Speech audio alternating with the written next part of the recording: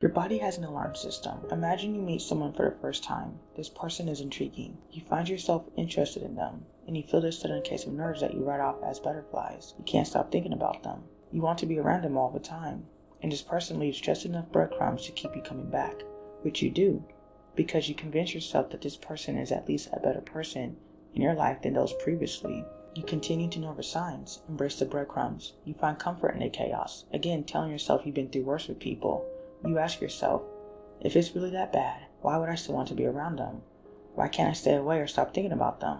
Why do I still get butterflies? Something I learned and reflected on is that anyone that has ever excited my nervous system hasn't been good for me.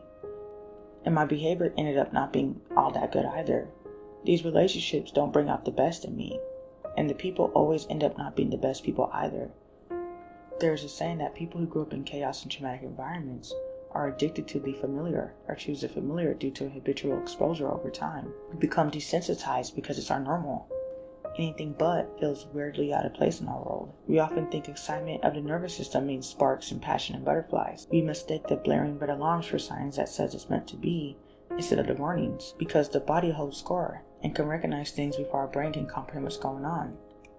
I found a pattern in my own life where the boring relationships, friendships, and conversations with people that don't excite my nervous system end up being the best ones, the healthier ones. For example, there is no sudden rush of nerves. I'm happy to have met them, but the excitement is subtle. When I'm around them, I don't feel my nervous system going off, and there are no explosive fireworks or passion to the point that my nervous system is too excited to settle down. It has taken me a while to process this, to unravel this, because I often thought it just meant that the other shoe was going to drop, that it might be even worse because this was a different environment I didn't know, when really it was the one I had been wanting. The unknown is often a scary place for me, because growing up my environment was often volatile and unpredictable, and so when things are quiet and settled, I find my nervous system activated waiting for the loud explosion that is someone's temperament or violent behavior. This is why often when we find ourselves in relationships where the other person seems perfect in our eyes, we find ourselves worrying, stressing, causing chaos, because we prepare for the loud explosion and we want to get it over with. And if you have healed past that stage, we often struggle with not becoming bored, because our bodies have become addicted to the adrenaline rush of chaos, because when there is none, we feel like we aren't living our lives. I once told someone that was worried about hurting someone. It's why I put off dating. This person looked at me with an expression of shock. You would never. Why do you think that? I told her because I worry about waking up after 5 years and realizing I don't want to be in a relationship with that person. Even though everything is fine, they haven't done anything wrong. She looked at me and said, I listened to an artist, and he said that sometimes you're going to wake up and feel like that. That is where you need to find a way to fall back in love with that person again. I thought that was a sage response, but I also sat and thought about it deeper. It hit me that this was also a reaction from the nervous system in hindsight.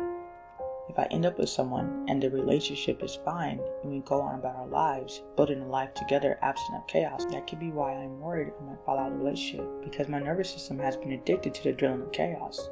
And what I mean by addicted, the feelings that come in survival, stress, chaos, and most of all trauma have become normalized, a way to live. And so when things settle down, I feel like I'm not living life the right way.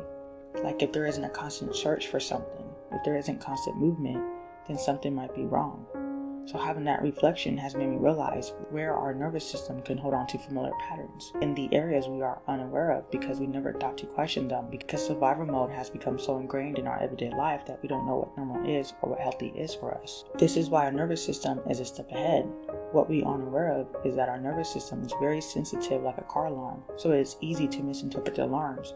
With that said, learning how to listen to the different sensations can be the difference between entering another bad relationship, finding ourselves in a rut with someone, or entering a healthy relationship and aligning with what is actually right for us, even when things settle into what we might interpret as burden with others.